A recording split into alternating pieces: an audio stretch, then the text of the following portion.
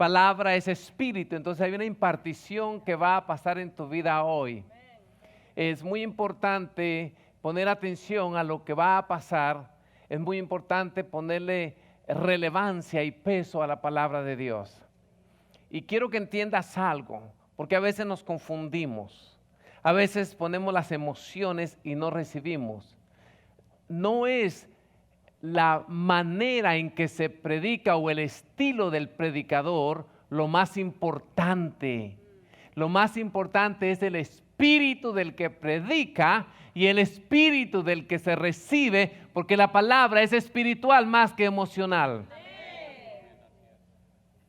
Y a veces decimos, ay no, es que a mí me gusta ir con aquel porque predica con más vehemencia y llora y grita. Y estamos hablando de estilo y todos los estilos son de Dios y todos los estilos son buenos. Pero no me voy a encajar en un estilo específico para predicar. Spurgeon se le llamaba el príncipe de los predicadores. Y Spurgeon predicaba leyendo una escritura. ¿Ves? Moody, también que fue un hombre que Dios lo usó, predicaba hablando. Y tú ves otros grandes predicadores como T.D. Jakes que cantan, que predican con vehemencia. No importa el estilo, lo que importa es el espíritu del que habla y el espíritu del que recibe. ¿Están conmigo? Gloria a Dios. Entonces, el jueves comenzó una serie muy importante que se llama El propósito eterno de Dios. Digan, el propósito eterno de Dios. No, aquí hay más de una persona. El propósito eterno de Dios.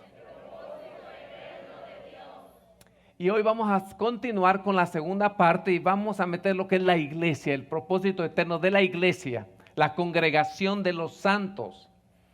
Este tema del propósito eterno de Dios es de suma importancia porque vas a entender la obra consumada de Cristo. Vas a entender cuál es la visión de Dios desde antes de la fundación de todas las cosas. No solamente para ti, sino para la humanidad. Vas a entender cuál es el hilo conductor de la palabra de Dios desde Génesis hasta Apocalipsis. Y sobre todo vas a entender cómo tu vida, la de tus hijos y de tus generaciones encaja perfectamente en el propósito eterno de Dios. ¿No crees que es una prédica un poquito interesante?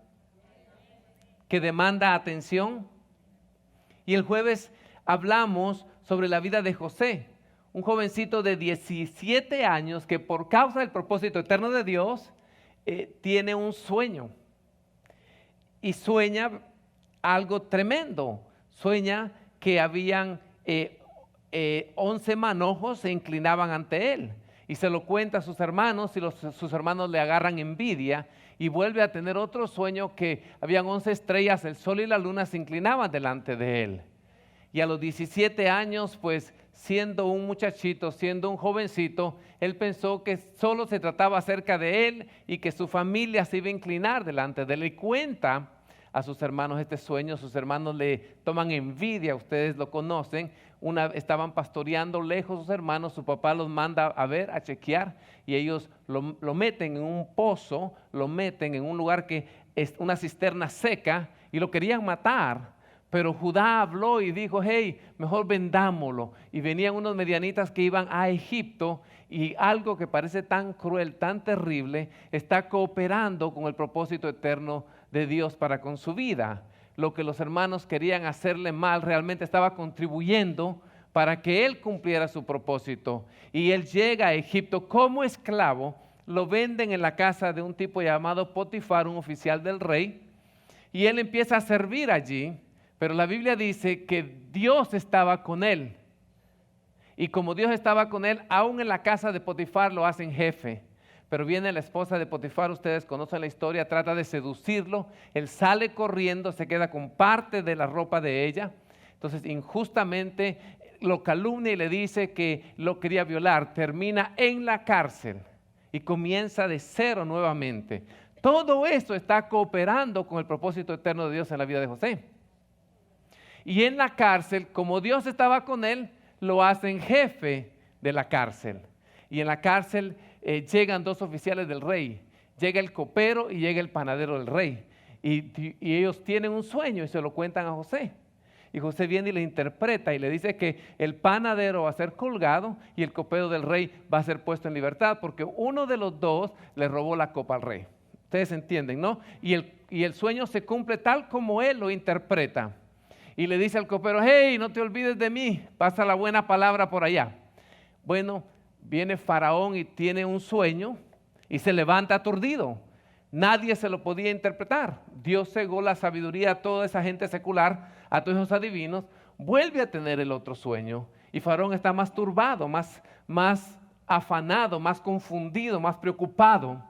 Y ahí se recuerda el copero cuando le está llevando su vino, le dice: hey, perdóname, la culpa la tengo yo. Hay un joven hebreo en la cárcel que sabe interpretar sueños. Ahí mandan a llamar a José, ustedes saben, lo limpian, lo bañan, lo lavan, le ponen ropa real y se encuentra delante de Faraón. Y Faraón le dice: oh, me han dicho que tú sabes interpretar sueños. Y le dice él: no, no soy yo. Es Dios el que lo hace a través de mí. Y si es su voluntad, Dios se lo va a interpretar. O sea, aquel muchachito de 17 años, lleno de orgullo, que contó aquel sueño a sus hermanos, ya había aprendido la lección, ya había sido procesado a través de todas esas circunstancias para darse cuenta que no se trataba de él, sino se trataba de algo más grande que él. Y viene Faraón, le cuenta el sueño y él se lo interpreta. Viene hambre sobre Egipto, viene hambruna. Van a haber 7 años de abundancia cosecha y van a haber 7 años de hambruna. Pero lo interesante en todo esto es que el don que estaba operando en él le ayudó a interpretar el sueño. Pero Faraón no se impresiona tanto con el don, sino con la sabiduría y la madurez que acompañaba el sueño. Faraón realmente queda con la boca abierta cuando José le dice: sepa Faraón que si yo fuera usted, yo conseguiría un hombre que en los tiempos de plenitud quinte toda la tierra y ahorre para los tiempos de hambre. Y Faraón dice: pero ¿quién más?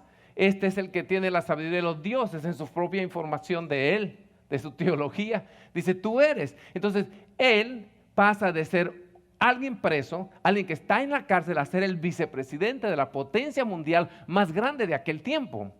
No solamente por el don, sino por la sabiduría que sostenía ese don, por la madurez que sostenía a ese don.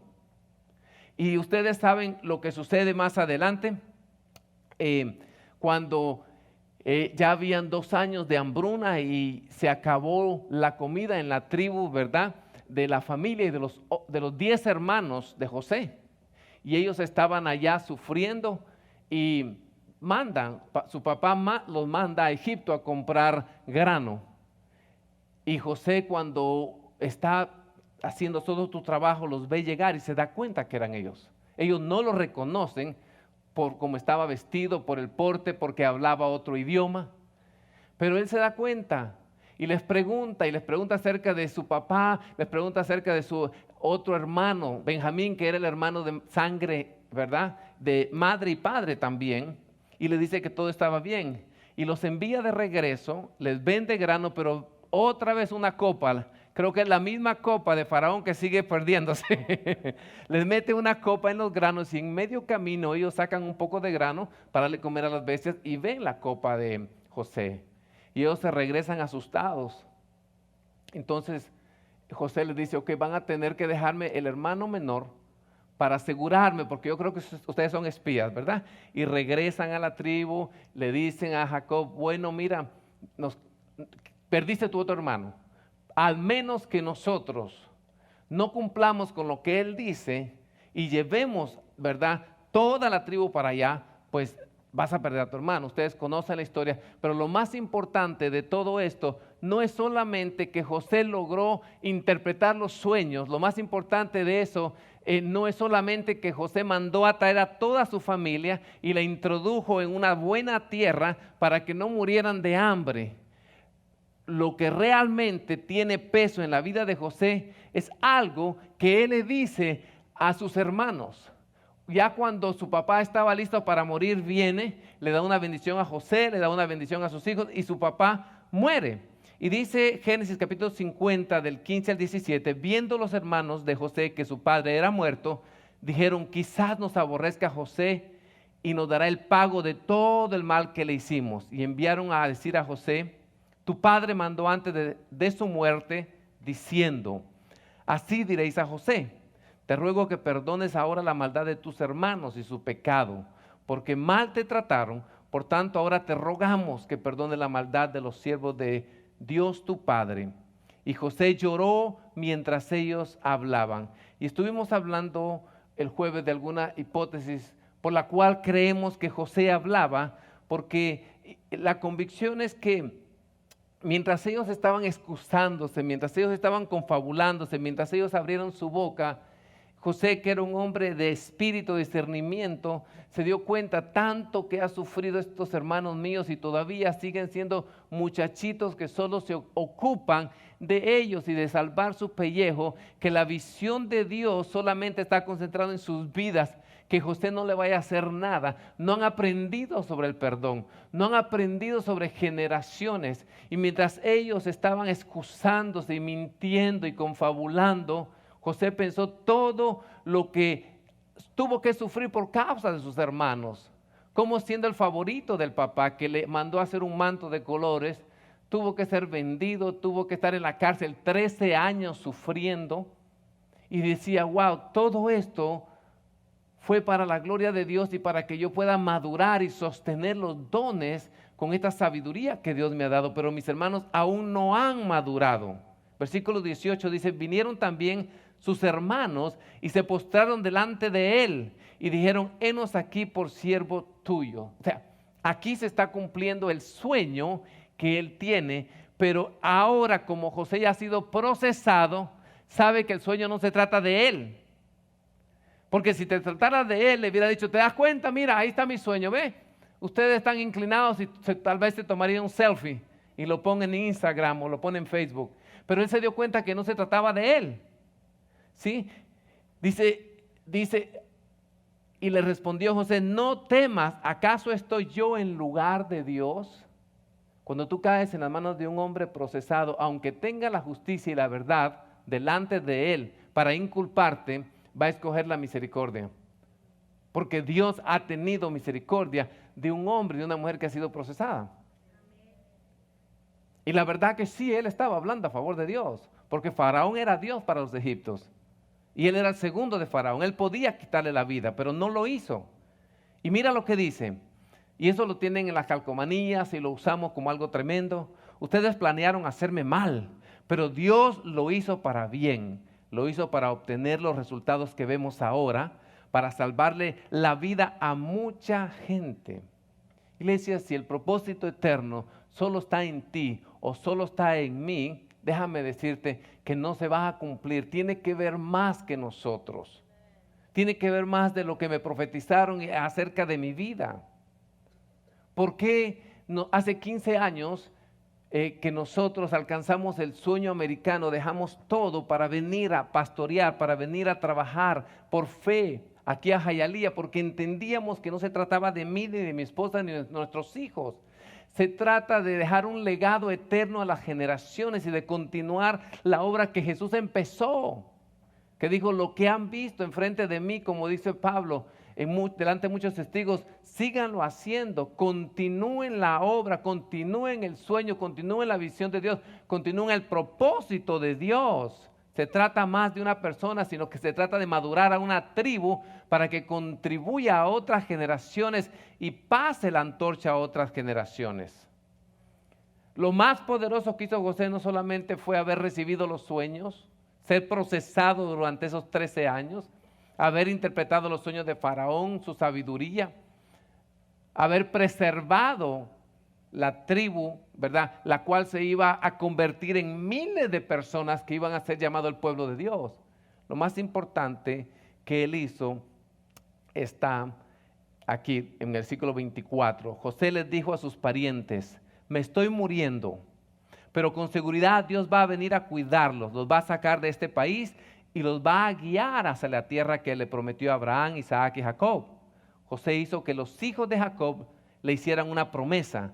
Les dijo, cuando Dios venga por ustedes, llévense mis huesos de aquí.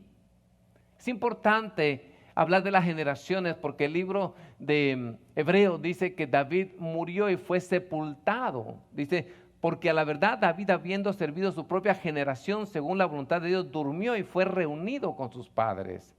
O sea que todos vamos a morir. José estaba listo para morir, pero él quería dejar un legado, que su legado continúe a otras generaciones. No sé cuántos años vamos a vivir. Dios quiera que vivamos 80, 100 años, ¿sí? Pero lo más importante es el legado que tú vas a dejar a otras generaciones. En aquel momento eran solo 75 hebreos, pero iban a ser tan numerosos como las estrellas y como la arena del mar. Y aunque ellos sí realmente pasaron 400 años como esclavos, la esperanza que tenían eran los huesos de José, que sus nietos de José, sus tataranietos, sus bisnietos, y pasaron 11 generaciones, una diciéndole a otra, un día vamos a salir de esa esclavitud, porque Dios habló, Dios le habló a José, por el cual Dios usó de entrada para que estemos en Egipto. Y esas generaciones pasaron la voz a otra y a otra y a otra, hasta 11 generaciones. O sea, era luz, era esperanza. Y dice la Biblia que cuando se levantó Moisés y salieron de Egipto, llevaron los huesos de José y la gente gritaba con júbilo, con alegría. Lo más importante que hizo José fue dar esperanza a una generación que por 420 años no tenía ninguna esperanza, porque él entendió el propósito eterno de Dios para sus generaciones. Amén.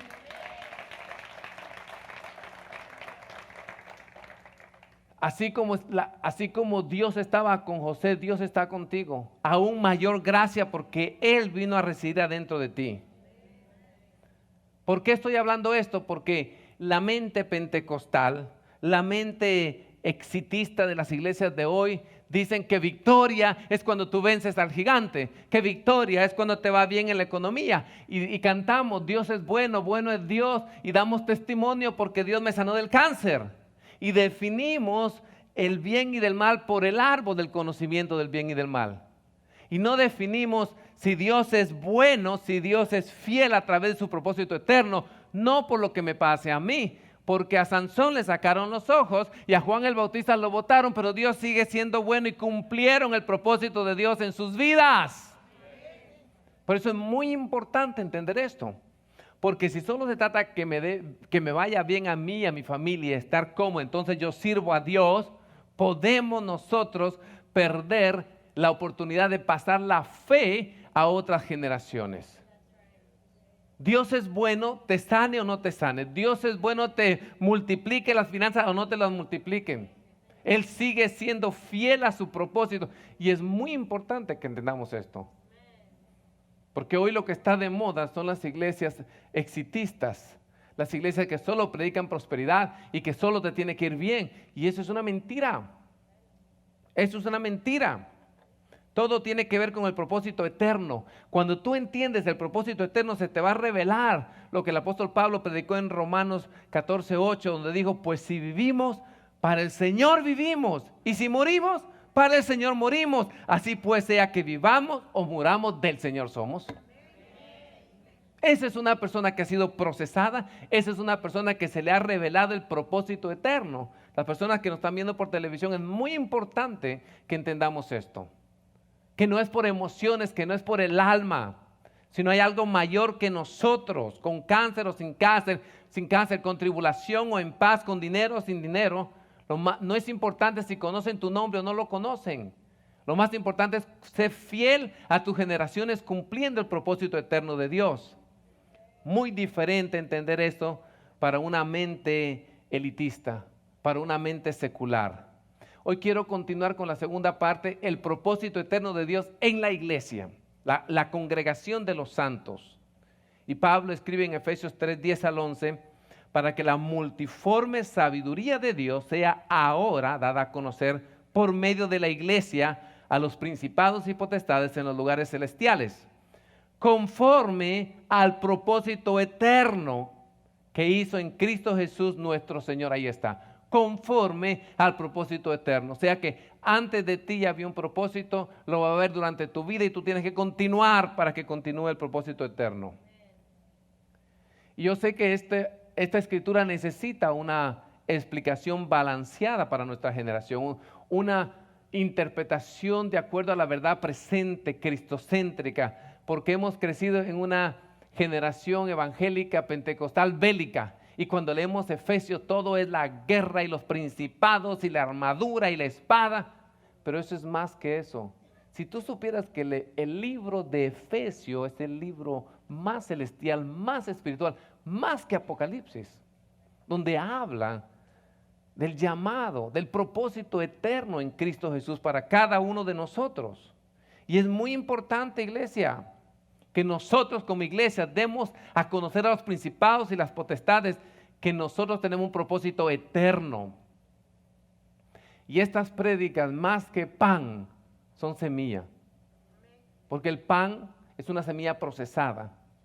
Y mucho de lo que voy a estar hablando es semilla que tú tienes que ir a tu casa y trabajarla, cultivarla, sembrarla, volver a procesarla, escudriñarla, rumiarla. ¿Por qué, iglesia? Porque necesitamos entender lo que Dios quiere hacer. Y cuando entendemos lo que Dios quiere hacer, vamos a ir mucho más rápido. Es más que conocer a Cristo como tu Señor y Salvador. Se trata de un propósito eterno. Y tienes que entender que la revelación del propósito eterno no es gratis. Di, no es gratis. Sin embargo, todo el dinero del mundo no es suficiente para comprarlo. Por eso que los poderosos y los billonarios no están hablando del propósito eterno de Cristo Jesús. Lo que estamos hablando de eso somos los pobres en espíritu. Amén. De otra manera, la capital de la revelación fuera Dubái y todos fuéramos a Dubái a recibir esta impartición.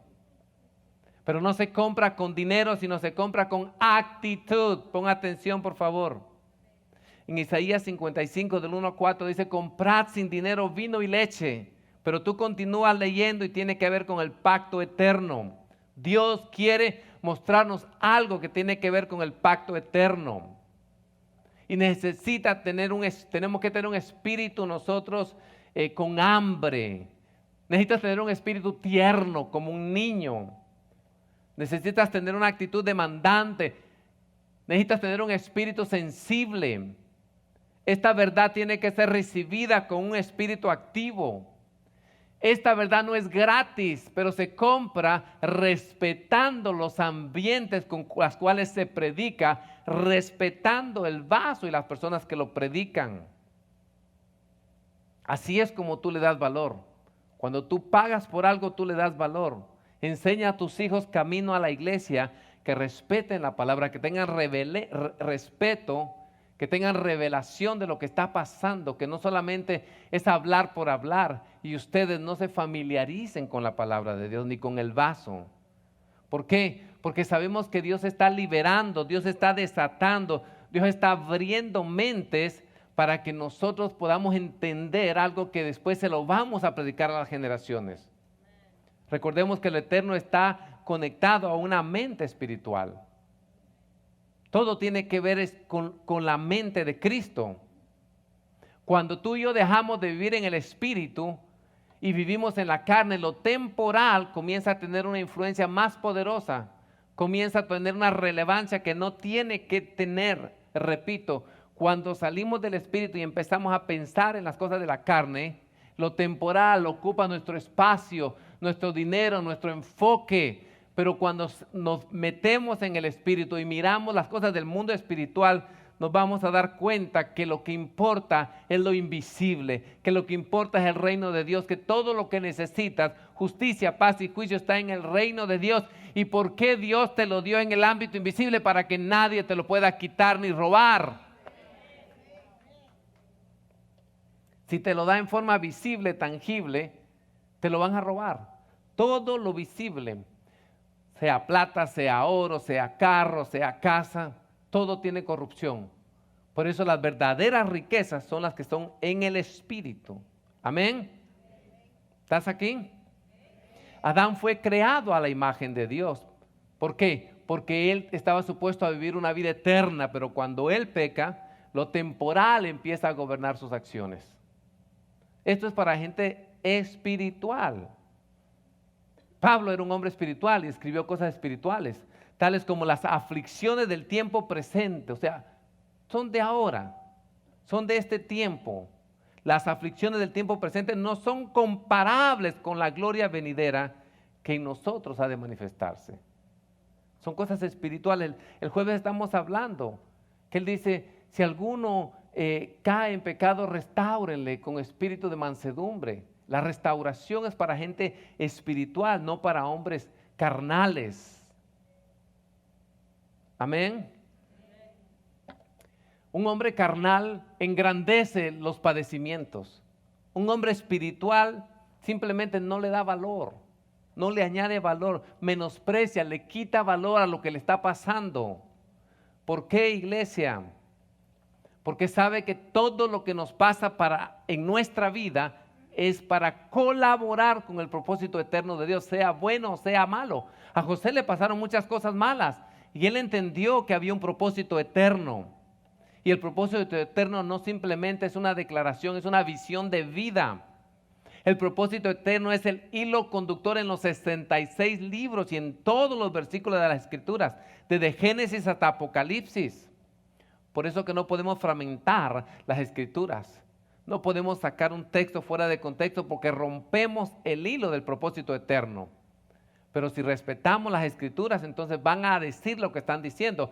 Si no respetamos las Escrituras, podemos decir, escrito está, pero lo estamos adaptando a lo que nosotros queremos. Y eso es bien diabólico, porque Satanás también dijo, escrito está. Hello.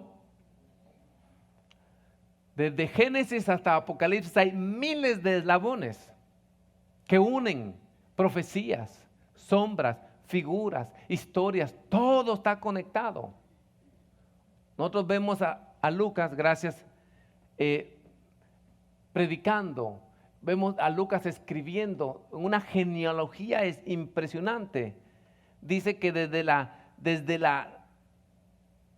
generación de Abraham hasta David son 14 generaciones. Desde David hasta la deportación de Babilonia son 14 generaciones.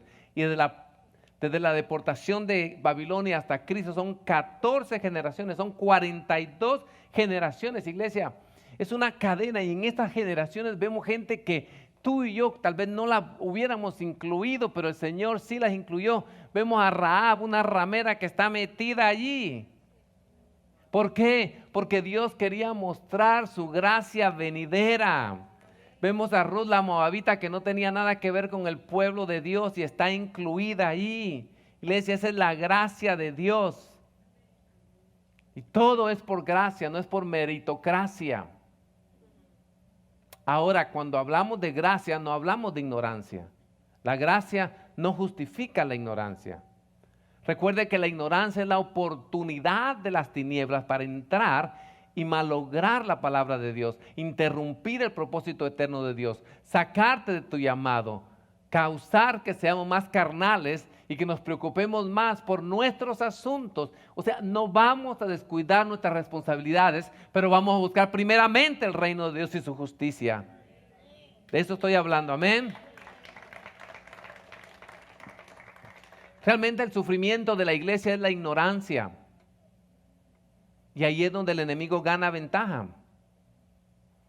Pero Dios está trayendo luz para que tú descubras cuál es tu propósito. ¿Sí? Tienes que descubrir tu propósito. Número dos, tienes que abrazar tu propósito y tienes que cumplir tu propósito. Descubrirlo, abrazarlo y cumplirlo. Solamente a través de esas tres cosas tú puedes traer gozo y placer al corazón de Dios. Solamente cuando caminas en tu llamado y en tu propósito, cuando descubres cuál es la voluntad de Dios para tu vida, que es buena, agradable y perfecta, descubrirlo, abrazarlo y cumplirlo. Tres cosas que podemos traerle placer al corazón de Dios. ¿Cómo me gustaría decirte que una adoración trae placer al corazón de Dios? Pero es más que una adoración, que una alabanza. Quizás eso colabore un poco. No es una noche de placer con el Rey, es una vida de placer con el Rey. Amén. Si tú le pudieras preguntar a Dios cuál es su visión, te diría: mi propósito eterno en Cristo Jesús para la iglesia. Mi propósito eterno en Cristo Jesús para la iglesia. Y Dios está trabajando en su propósito eterno. Desde Génesis hasta Apocalipsis, Dios no se ha distraído de su propósito eterno. Tienes que entender esto. Aunque nosotros nos podemos distraer, aunque la iglesia puede fallar, Él jamás. Por eso, iglesia, escuchamos expresiones que parecen violentas para tu alma y para la mía. Tome otro su oficio. Tome otro su oficio. Porque para Dios su propósito eterno es más importante. Él prioriza su propósito eterno antes que ti. Jamás te dejará de amar, pero su propósito tiene que continuar. Por causa de eso tenemos que tener temor de Dios y estar alineados a su palabra, alineados a lo eterno. Y es necesario leer la palabra para que entendamos el corazón y la mente del Padre, para que vayamos descubriendo cómo piensa el Padre, no como niños, porque un niño conoce a su papá de una manera, pero un adulto viene a conocer a su papá de otra manera. Y para eso tenemos que tener y seguir teniendo relación con él. Muchos de ustedes solo tuvieron relación con su papá y su mamá hasta su niñez y su infancia y después se separaron. Pero una persona que continúa teniendo relación con sus padres va descubriendo otras etapas de sabiduría de sus padres. ¿Por qué Dios, siendo misericordioso y siendo Dios, a una generación que murmuró lo perdonó? ¿Por qué Dios dijo de 20 años para abajo van a entrar a la tierra prometida y de 20 años para arriba no van a entrar a la tierra prometida? El mismo Dios, la misma falta, el mismo pecado de murmuración, ¿sí? ¿Por qué unos entraron? Si ambos participaron de la murmuración. Porque no es lo mismo cuando murmura un niño que cuando murmura una persona adulta. El mismo Dios, pero diferente trato. Tengo unos puntos sobre el propósito eterno y después terminamos con seis pensamientos acerca de ello. El propósito eterno ha gobernado y gobierna todas las actividades divinas. Creo que están ahí, le puedes tomar una foto si gustas. El propósito eterno ha gobernado y gobernará todas las actividades divinas. Esto es importante, porque si tú solo piensas acerca de ti y de lo que te está pasando y de la piedra que tienes en tu zapato, no vas a poder cooperar con el propósito eterno. El propósito eterno es la razón por la cual Dios hace lo que hace. ¿Te recuerdas que Dios dice, tendré misericordia del que tendré misericordia? Y parece como que si Dios amara más a una persona o la gracia de Dios estuviera más sobre una persona que la otra, parecen que unas personas ya vinieron con una gracia, que nacieron en cuna y que nacieron en cuchara de plata y otras no. Déjame decirte, todo tiene que ver con el propósito eterno de Dios. Y la evidencia de alguien que ha visto, que conoce, que se le ha revelado el propósito eterno de Dios, es que esa persona está completamente vendido, dado, entregado a ese propósito eterno. Si tú no estás poniendo las cosas de arriba primeramente, si tu trabajo es más importante, si las cosas visibles toman más relevancia, es que a ti no se te ha revelado el propósito eterno de Dios. Porque a la persona que se le revela el propósito eterno de Dios tiene todo por basura y continúa conociéndolo a Él, porque al conocerlo a Él vas a conocer más el propósito eterno de Dios, vas a conocer más el llamado. Tu llamado está en Él, tu deber está en conocerlo a Él, el caminar con Él. Y Él te va a enseñar y te va a introducir en la gracia, en el ritmo de la gracia no forjada. Y vas a aprender de Él, que es manso y humilde, y vas a tener descanso en tu alma. Amén. La visión de su propósito es la que nos mantiene unidos hasta el final. La visión de su propósito es la que nos mantiene unidos hasta el final. si alguien se casa y no tienen el mismo propósito, van a tener una gran posibilidad que se divide ese matrimonio y que se rompa. Por eso la Biblia dice, no os unáis con yugo desigual. Y pueden ser los dos cristianos, pero uno está en la bobería, en lo secular, en lo carnal, en las cosas del mundo, y otro está buscando las cosas de arriba. Ahí hay un yugo desigual. El propósito eterno no es una doctrina, es la revelación de los diseños de Dios. El propósito eterno no es una doctrina, es la revelación de los diseños de Dios. Cuando perdemos la visión del propósito nos empezamos a descalificar. Nadie te descalifica, solamente cuando pierdes la visión del propósito de Dios en tu vida. Vamos a terminar con 6 pensamientos acerca del propósito eterno. Número 1, Cristo no es el colaborador de la visión de la iglesia. Los que toman nota, Cristo no es el colaborador de la visión de la iglesia, es la iglesia que colabora con la visión de Dios. Esto es muy importante. ¿Por qué? Porque el cuerpo no dirige a la cabeza, solo lo conduce. La cabeza le dice al cuerpo a dónde van. Tú no te das cuenta, ni lo piensas, pero somos uno. Y lo que te dice el cerebro hace tus manos. ¿Te das cuenta que tú manejaste de tu casa acá y ni estabas consciente de cómo timoneabas, de cómo acelerabas, es como una segunda naturaleza? ¿Por qué? Porque tu cuerpo está conectado a tu mente y a tus relaciones, ¿verdad? Entonces lo mismo sucede. Tú no vives para que Cristo cumpla tus deseos, tú vives para cumplir los planes de Dios. Número 2, la visión precede a la construcción. La visión precede a la construcción. No te pongas a construir si Dios no te ha dado los planes de algo, aunque sea un banco con 4 patas. Proverbios 29:18, donde no hay visión el pueblo se desenfrena. Lo típico es que nosotros inventamos una visión, nuestra visión, lo que nos gusta. Y después estamos orando y clamando, Señor, bendice mi visión. Y la cosa no trabaja así de ninguna manera. Tienes que orar, Señor, alumbra mi entendimiento para saber cuál es tu visión. Y si tú caminas en la visión de Dios, ni siquiera tienes que pedir que la bendiga. Ya estás caminando en una visión bendita. Y Él te va a dar la provisión para llevar a cabo la visión. Aquella persona que todo lo juzga con el propósito eterno, aquella persona que está pensando en la eternidad, aunque no sepa lo que le está pasando, aunque no dé pie con bola, sabe que de alguna manera esto está colaborando con el propósito eterno de Dios y continúa a pesar de las circunstancias adversas. Ahora, si somos carnales, lo temporal nos va a hacer que hundamos, que socavemos, ¿sí? Aquel que no tiene como virtud el propósito eterno va a naufragar cuando vea venir una tempestad, cuando el mar se ponga picado.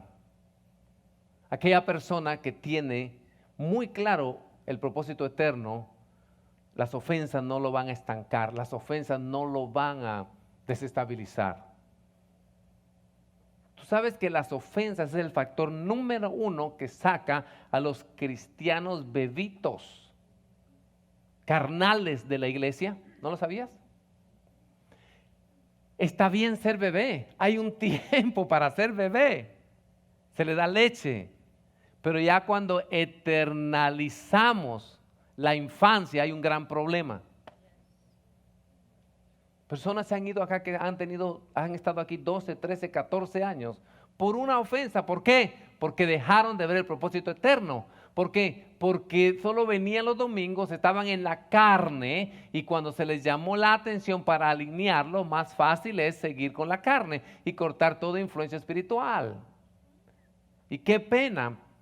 Y lo que más me duele no es que se van de la iglesia, es cuando se van a la otra iglesia, cuando los vuelven a ofender, van a saltar y van a seguir saltando y no van a poder cumplir el propósito eterno de Dios, porque van a andar como estrellas fugaces, como nubes sin aguas, como dice Santiago. Hello. Entonces, cuando conocemos el propósito, las ofensas no nos van a estancar, como dice Proverbios 19:11. Al sabio la ignorancia le hace paciente. Perdón, al sabio la inteligencia lo hace paciente. Es admirable ver cómo perdona a los que le han hecho daño. Al sabio la inteligencia lo hace ser paciente. ¿Te das cuenta? ¿Por qué? Porque el sabio sabe que hay un propósito eterno. Cuando somos heridos es una buena oportunidad para pensar si estamos centrados en el propósito eterno, si hemos visto el propósito eterno. Si nosotros como pastores, como líderes, toda la vida estamos pidiendo sanidad interior y liberación, hay un problema allí en el propósito eterno de Dios. Ay, pastores, que me hirieron. Cuando tú estás caminando en el propósito eterno de Dios, el diablo te va a tirar a matar, no a herir. Pero tú te sacudes y tú continúas. Y por causa del propósito eterno de Dios, tú vas a perdonar 1000 veces. Porque el propósito eterno de Dios es más grande aún que mis errores y los de la otra persona. Tercer pensamiento. Sin un sentido de destino nos convertimos en personas desenfrenadas. Sin un sentido de destino nos sentimos como personas desenfrenadas, entregadas a los placeres.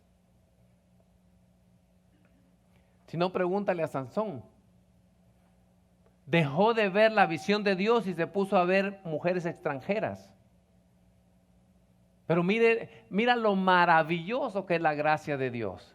Que Sansón tuvo que perder su visión para recuperar el propósito eterno de Dios.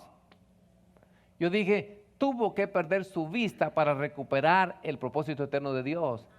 Y a la luz de la eternidad, no se juzga a Sansón como un hombre inmoral, sino como un hombre que cumplió su propósito a sus generaciones, porque él fue levantado para destruir filisteos, y esa noche y ese día mató más filisteos que cualquier otro tiempo, sin ojos, pero recuperó la visión de Dios. No pierdas la visión de Dios. Ustedes han perdido novios, novias, trabajos, oportunidades, porque perdieron la visión de Dios. Y Dios lo hizo por su gracia y por su misericordia, para que regrese nuevamente a enfocarse en las cosas de arriba. Amén. ¿Cómo tú descubres cuál es la visión de Dios para tu vida? Cuando quitas los ojos de ti y las pones en Él. Si tu vida está centrada solo en tus problemas, en tu marido, en tus hijos, en tus problemas, jamás vas a poder descubrir el propósito eterno de Dios. Jesús lo dijo de entradita. Digan de entradita. Si alguno quiere venir en pos de mí, Jesús no está desesperado que toda la muchedumbre sea discípulo. Si alguno quiere venir en pos de mí, solo los discípulos siguen la visión eterna en Cristo Jesús. Si alguno, por ejemplo, yo le digo, si alguno de ustedes quiere ir al próximo viaje misionero conmigo a Argentina, llame a Juanita. 1 o 2 iré a llamar. ¿Te das cuenta? Si alguno quiere venir en pos de mí, niéguese a sí mismo. Porque no se trata de ti. Tienes que perder tu vida para encontrar su vida en Él. Tome su cruz cada día y sígame. Entonces, cuando tú estás caminando en el propósito eterno de Dios, tú ya no eres víctima de las circunstancias, sino eres colaborador en Cristo Jesús. No importa lo que te esté pasando. ¿Está bien? Sea que estés en la cárcel o en el palacio, estás trabajando, estás cumpliendo tu rol. Hello. Número 4, la revelación siempre precede a la obra. Dios quiere que trabajemos. Dios quiere que construyamos. Claro que sí, pero primero tienes que ver los planos. Tienes que ver qué es lo que vas a construir. ¿Se recuerdan ustedes cómo Dios le dio los planos del tabernáculo a Moisés en Éxodo 25:40? Le dice, mira y hazlo conforme al modelo que te ha sido mostrado en el monte. Y él lo hizo exactamente como Dios se lo mostró. Antes de hacer la visión, tienes que entenderla. ¿Sí? ¿Tú te imaginas que yo quiera eternalizar la belleza de mi esposa, la pastora Mónica, y contrate a uno de los mejores pintores para que haga su retrato? Y este viene a pincelar y empieza, ¿verdad?, a pintarla. Y a los 15 días es la gran inauguración y tienen el cuadro y el lienzo. y le quitan el velo y de repente estoy viendo una chinita japonesa ahí. Yo le digo, oye, pero te pagué para que pintaras la imagen de mi esposa en el lienzo. Ah, no, dice el pintor, pero a mí me gustan los chinitos, así que pinté una chinita porque pensé que a usted le iba a gustar. Lo mismo sucede. Estamos aquí no para dar a conocer tu imagen, sino la imagen de Dios en ti, la imagen de Cristo en ti. Para que el mundo vea a un Cristo invisible en tu vida, tú eres visible. Y no importa la edad, no importa el color, no importa el trabajo que tengas, no importa la cantidad de dinero que tengas en el banco, eso no tiene nada que ver. Lo que Dios quiere ver es la imagen de su Hijo en ti. Y no es hacer nuestra visión, como este pintor que creó su visión, es hacer la visión de Dios. Pablo dice, no fui fiel, no fui infiel, no fui rebelde a la visión celestial. Él diseñó, edificó la iglesia con un diseño celestial. Por eso que hasta hoy todavía seguimos hablando y predicando lo que él habló. Porque era de Dios, no era de Pablo. Él dice en 1 Corintios 3:10, conforme a la gracia de Dios que me ha sido dada, yo como perito arquitecto puse el fundamento y otro edifica encima, pero mire cada uno cómo sobre edifica. Todo creyente está edificando algo. El asunto es, lo que tú edificas, ¿se va a mantener estable y se va a mantener firme como las dos casas? Si edificas sobre la arena o edificas sobre la roca. Cuando venga la tormenta, ¿el diseño se va a sostener? Depende de cómo edificas. Entonces, el mayor retraso generacional es edificar lo que Dios no está edificando. Haciendo iglesia, y pueden haber multitudes en una iglesia, pero si Dios no está edificando y el pastor no está viendo los diseños de Dios, puede construir su propio reino, puede construir su propia visión. Por eso es muy importante esta palabra, la tenemos que recibir con humildad, con mansedumbre. Número 5, el propósito eterno es una verdad espiritual, no es una verdad natural. Esto no es para los carnales no van a entender nada aunque lo estudien. Como dijimos, el libro de Efesios se tiene que leer estudiando y orando.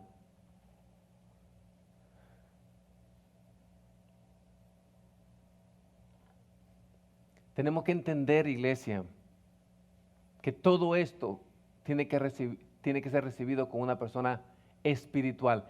Estas verdades tienen que estar depositadas en una persona espiritual, porque el espíritu las puede entender. Si nos mantenemos en el propósito eterno, seremos incorruptibles. ¿Por qué? Porque su propósito está en un ámbito de protección, de preservación. Y ahí entendemos que no es ningún presidente, ninguna administración, que no es un banco que va a solucionar los problemas terrenales. Ningún hombre natural puede arreglar los problemas de la tierra. Tiene que ser a través del reino de Dios. Tiene que ser con personas espirituales. Y para los edificadores, la verdad eterna siempre precede la verdad natural. ¿Quiénes son los edificadores? Están las piedras vivas. Todos comenzamos como piedra viva. Pero cuando te vuelves un líder, ya te vuelves un edificador. Y un edificador, lo más importante es oír a Dios, escuchar a Dios, ver el diseño de Dios, llevar a las personas a su propósito. Hello, ¿estamos acá? Número 6, terminamos con esto. El río y los 4 brazos. En Génesis 2 hay una alegoría perfecta del propósito eterno de Dios en Cristo Jesús. Es un río con 4 brazos que convergen en el propósito, pero ninguno separado es el propósito eterno de Dios, sino los 4 juntos. Y los 4 habla de anchura, longitud, profundidad y altura, que son las 4 medidas de Cristo. Y son las expresiones de la iglesia que juntas forman el propósito eterno de Dios. ¿Lo estoy confundiendo? ¿No? ¿Estoy hablando mucho? Por ejemplo, iglesia, a veces una iglesia está enfatizada en el evangelismo y vamos a salvar al perdido y vamos a traer almas. Claro que ese es el propósito, pero no es todo el propósito, es parte de evangelismo. Después de que vienen a la iglesia hay que educarlos. El fuego pentecostal y los dones, y eso no es todo, es parte de. Es más, esos brazos que estamos hablando se han hecho denominaciones, y uno se llama bautista, pentecostal, y mira qué es lo tremendo, que cada uno de ellos tiene parte de la verdad, pero no tiene toda la verdad. Hablemos con los luteranos, hablemos con los bautistas, hablemos con los nazarenos, aprendamos de lo que ellos tienen, pero ninguno de ellos es toda la verdad correcta. Y eso tiene que ver, iglesia, con nuestra comunión con Dios, nuestra conexión vertical y también horizontal con nuestros hermanos, porque anchura y longitud son medidas lineales, pero después tenemos las medidas cúbicas, que es la profundidad y la altura. O sea, no solamente vamos a estar orando y santidad y hablar con Dios, y esa fe sin obras es muerta.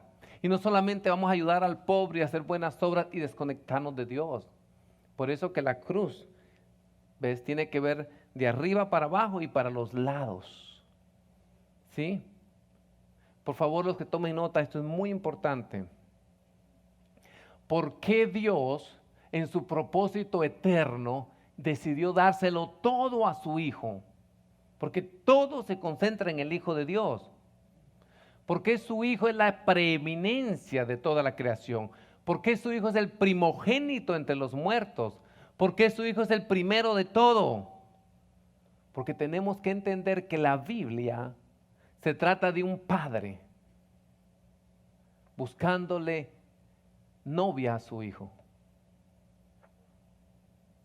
Dios buscándole y preparando una novia para Jesús, y la novia es la iglesia. Y ahí es donde tú y yo, o sea, el propósito eterno de nosotros tiene que ver más con los años que vamos a vivir. Tiene que ver con prepararle una novia dispuesta al Padre. Y cuando tú entiendes el propósito eterno, nada te va a parar. Y para eso es importantísimo madurar.